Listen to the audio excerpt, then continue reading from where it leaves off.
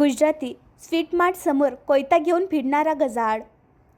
अकोला शहरातील खदान police station हद्दीत एक इसम हातात कोयता घेऊन फिरत असण्याची माहिती स्थानिक गुन्हे शाखा पोलिसांना मिळाली। पोलिसांनिमित्त या इसमाला ताब्यात घेतले।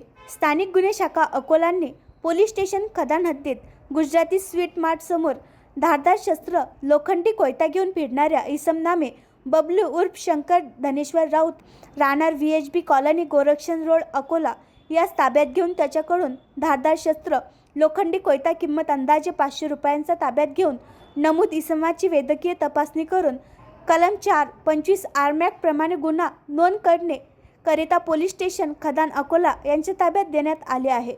पुढील कारवाई सुरू आहे। आणखी नवीन व्हिडिओ पाहण्यासाठी आमच्या देशमुख एक्सप्रेस न्यूज चॅनलला सबस्क्राइब करा, लाईक करा आणि शेअर करा।